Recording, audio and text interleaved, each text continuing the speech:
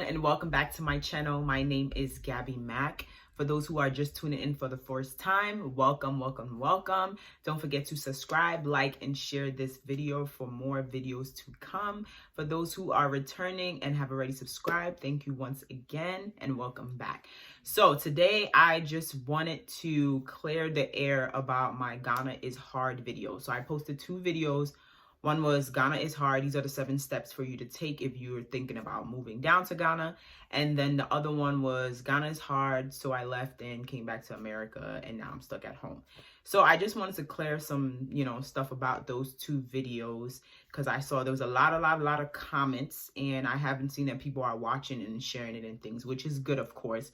But I have like a lot of, questions that I want to just respond to.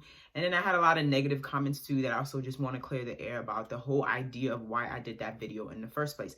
So without wasting time, let's just jump right into it. So the whole idea of me doing the Ghana is hard video was just to kind of highlight my experiences of moving back to Ghana, of course.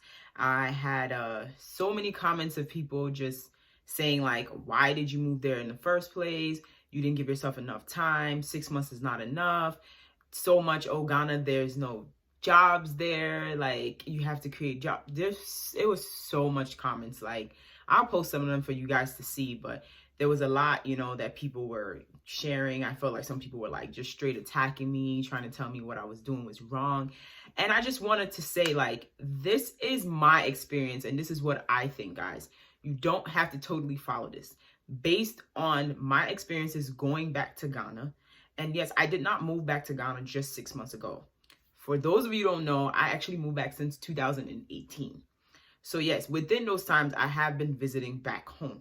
But I officially moved back to Ghana since 2018. So I did not just move back 6 months ago and then decided to return back home. 2, me coming back to America was not totally because Ghana was so hard that I gave up completely on it and I came back here to America. That was not the reason. Some people are worried like, oh, I came back because of the virus or I came back because of stimulus check. Like, people were saying the craziest thing. Like, look, I did not come back here because of the money, the stimulus check that the government was giving. Because when I decided to come back here, that was not even in discussion. 2, the main reason why I really came back here was to be with my family, especially in this time that I felt like they were going to eventually lock us down. And I prefer to actually be here over than being back over there because I live by myself. Thought it would just be better for me to stay here. I know some people are like, oh, that's crazy because we didn't have that much cases back in Ghana and there was more cases here in America. But I chose to be with my family. That's what I decided to do. So it had really nothing to do with Ghana per se, because Ghana does not even have as many cases as here, but I still chose to be here.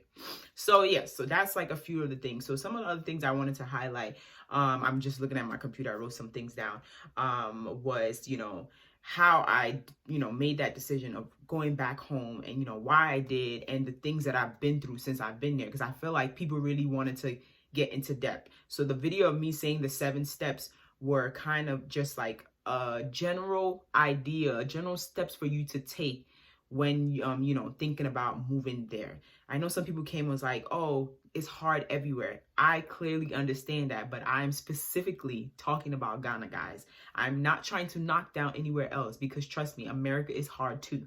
I'm not saying anywhere is better or harder. Everywhere you go, you're going to find its struggles and its challenges. That's going to be there.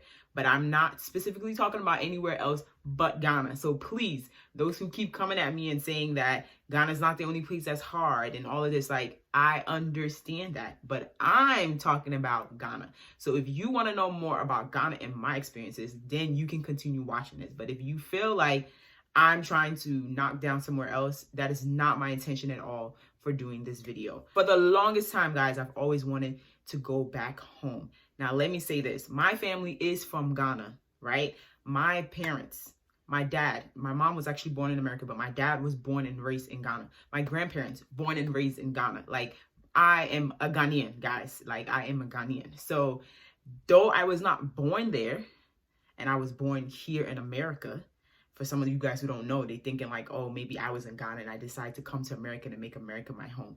America's my home. Ghana's my home. I was fortunate enough to grow up in both places. I had a chance to live in Ghana when I was younger. I went to school there. My family's still there. I still go and visit with my family all the time during, you know, summer breaks and things like that. And even as I got older, I was constantly saying to myself, like, I'm going to move back to Ghana because I want to live there. The peace that I feel that I'm there, guys, no place has made me feel that at anywhere, even living here in America most of my life. And that's one of the reasons why I chose to go and live in Ghana. I want to make a difference. I want to create jobs. I want to help people in all types of ways that I can.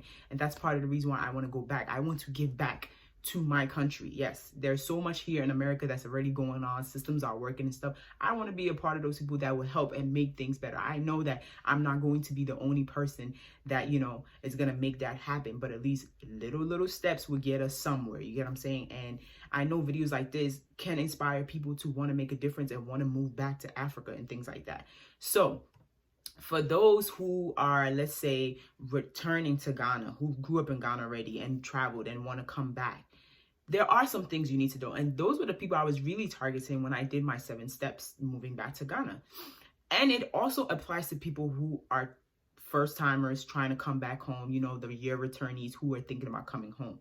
Because I feel like a lot of people have like different perceptions about, you know, coming back to Africa. Some people think that they can come back and just exploit the system and make it. And I don't want people to just have that mindset that you're just gonna come and make money and then live the best of life because you're coming from abroad to come live in Ghana. There are thousands of people struggling. Unemployment in Ghana is horrible, guys.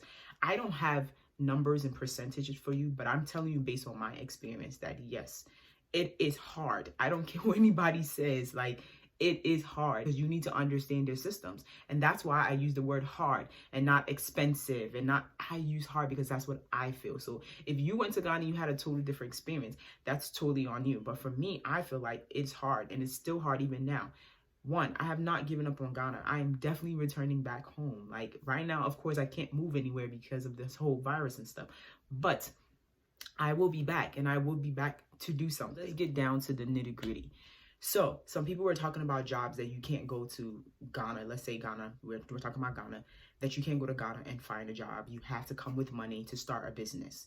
First of all, I know for the fact that unemployment in Ghana is really bad, but you cannot tell somebody that the only way they can survive in Ghana is by owning a business, because there are people who actually get opportunities to work at places over there. It's not easy, and I'm not saying that when you come down there, you are going to find a job right away. Yes, most people there do own their own business. They do buy and sell. That's the biggest business right now going in Ghana. So if you are into business and you want to open a restaurant or a real estate company or anything, if you have the money and the right people in place, you can make that happen. Now, if you have a degree and you're looking to use that degree to work in Ghana, my advice to you is to apply for work and get the job before moving down there, because over there is definitely who you know. I know people who have moved down there and are working office jobs and they're living comfortably in Ghana. So to say that there's no jobs there, it's like totally unfair to them. There's jobs that can be created. There's jobs that, you know, you can go to interviews and get. It's just not easy. And that's the whole point of me saying Ghana is hard, guys. Okay, so let's move on to looking for a place. I'm gonna tell you my experience. When I was looking for a place, it was not easy. My research I did was pretty much online. I went online, I looked at apartments, I contact agents, met up with them. You have to pay agent fee to show you around. And, you know, at the end of the day, you pick whichever you want. They'll tell you like, okay, they're taking a year up front, and then you have to pay them 10% of that, and that goes to the agent. So finding a place that works for you is not an easy process at all, guys, especially for the fact that Accra is like very crowded and it's very expensive. So for me, my decision on where to actually live was based on my work area. I was like, I know I want to stay closer to work because I do not have a car. My source of transportation was really Uber, which does become expensive, but I didn't prepare for a car yet. So that's why I had to, you know, use the Uber. But it wasn't too bad because I was still close to work. So being close to work means that I spent a little bit more money on renting a place. So if you're looking for a place down there, it totally depends on where you are going to work. Where's your family around? Where your friends around? That will determine where you want to stay. Do you want to stay within Central or Accra by the airport, by East Legon? you know, by Jolu, by the mall, places like that are like pretty popular and they're expensive? Or do you want to go outskirts of Accra? And I feel like if you do go outskirts, having a vehicle would make more sense and it'll probably be cheaper. But you have to think of traffic and all of that. There's a lot that goes, you know, into making that decision, and that goes for any place that you're moving to in general.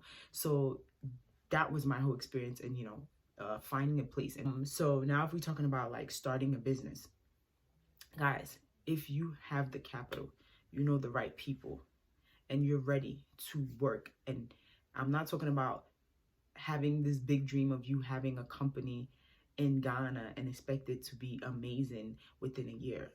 I'm sorry, it's not gonna happen, and I don't really think that happens in most places.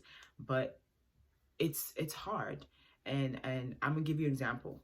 Those who are into clubs and bars and restaurants, I'm pretty sure a lot of people can vouch for the fact that it is not easy having that type of business in Ghana. Yes, it's a booming business and you can make money from it, but to have loyal customers that will come to you all the time is probably like one of the hardest things to do in Ghana. When it comes down to entertainment stuff, Ghanaians get bored very easily. They can come to your place like the first couple of months and hype the crap out of it and say, yeah, everybody go there is nice. And the next, you know, boom, they're on to the next place. There's so many businesses that have opened and closed down because of that reaction that happens every time, you know. I'm just telling you that starting a business there is not going to be like this. Trust me, you're going to encounter some things. I can't tell you specifics because it depends on the business that you're going to. I know some people asked me about you know, about different businesses, real estate, and so many things. Like, guys, I don't know everybody in the industries, but you have to do your research. And I know I'm not the only one talking about, you know, my experiences and different things you can do in Ghana. There's a lot of people doing vlogs now. I just wanted to be real as possible and tell you guys what it is. I'm not one of those who came on the year of return, had the best time of my life, and decided like, oh, I'm moving to Ghana because Ghana is so much fun. Ghana is always going to be fun during the holiday seasons. But if you really live there and you get to see how things are there, you understand why I'm saying Ghana is hard. If you have money, and even if you have money, there is still some things that you go through that makes living over there difficult, even with money, because there's a lot of corruption, and we're not going to try to act like that it's not happening there. There is corruption happening. It's happening everywhere, but it's very, very vivid. I'm sorry, in Africa, it is. That's what it is. I'm just trying to be real with you guys.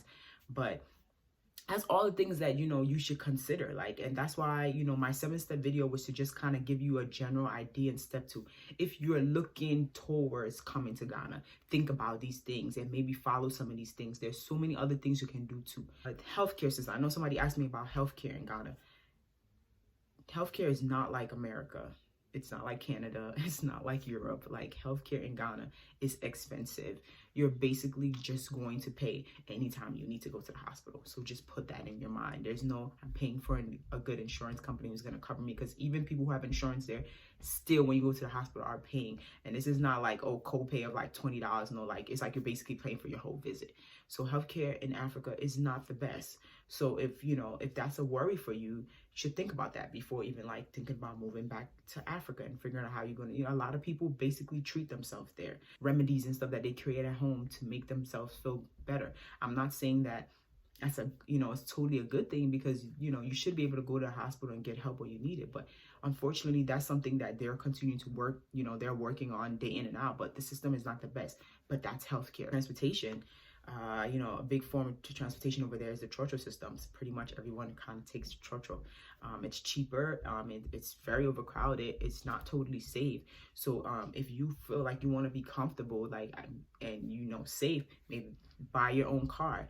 But buying a car in Ghana, you know, just got to keep in mind that you know, most people think like, oh, if I buy a car here and I ship it over there, it might be more expensive than buying a car in Ghana. Well, it depends on what car you're trying to buy, because even though you're buying the car in Ghana, the duty that the dealer bought the car and paid for at the, you know, at the harbor, he's still going to add that duty onto the car regardless. So you're still going to pay regardless. So if you feel like you can get something cheaper abroad to want to send down to Ghana, my best advice is find out the, how much the fee is going to be, at least if it's not even an exact, at least an estimate, so you know what you're spending when you're going to, take that car when you go down there. That's a whole nother process, guys. Like, there's so much, to get into, and it talks about, like, living there. But these are the reasons why I'm saying, like, it's hard. It's not some easy, smooth process. Like, it's not at all. Finding a home, of course, I already talked about my apartment search. Some people talked about, real estate and buying houses and things like that.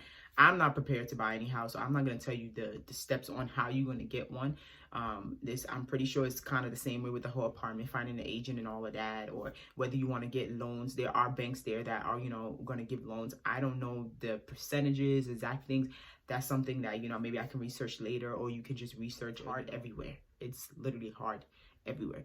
But this is my experiences. This is what I'm sharing. So if you like what, you're hearing, continue watching, because I will continue sharing more about my Ghana experiences. I just wish that people would just have better ways of approaching how they want to find out information. Hey, I tell you guys, I'm always up for you guys, leaving comments and sharing your thoughts and suggestions. Find how you say certain things to certain people. Don't assume. Ask questions, and don't say that, hey, I think you're dumb, or hey, I think that you don't know what you're talking about, because you don't know my experience and what I went through. Some people share that they went there the first time and everything went smooth. Others say they went and it was horrible and they went back and never decided to go back again. Others have decided that they want to try again. There's so many people are experiencing so many different things. So I feel like just take what you can take, and just know that it's not going to be a smooth, complete process. But at least if you know certain things before going there, it can help the process. I wish certain things that I experienced, I would have known, before going down there. And even though I was traveling back, all the time, it's a different experience when you decide to want to, live there. And I've learned, and that's what I want to share to, you guys, to at least have an idea, like, these are certain things you should consider when you're, trying to move back to Ghana. You're leaving your comments. Let's chat more. Like I said, please just be mindful of how you come at me, because guys, I swear everybody was coming at me for saying that Ghana was hard. But the thing is that it's true. It's my experience. That's what I felt about, my experience. I have not knocked Ghana down at all. I'm returning back home as soon as all this nonsense is going on. It's over. I have plans. I have business plans I want to do. I still have my job that I was doing out there still there for me. Thank be to God. But it's just to say that, planning is what's going to make this, better. And knowing the right people, guys. You can't just get up and say you're going to do it all by yourself. There's no way possible. If I didn't meet the people that I met since I've been in Ghana, I don't know how my whole transition would have actually been. I probably would have just given up and returned back home. But this is to say that it is totally possible to make back home work for you. Whether it's Ghana, whether it's another African country, whether it's Europe, wherever you decide to go, it's totally possible. Just plan, save.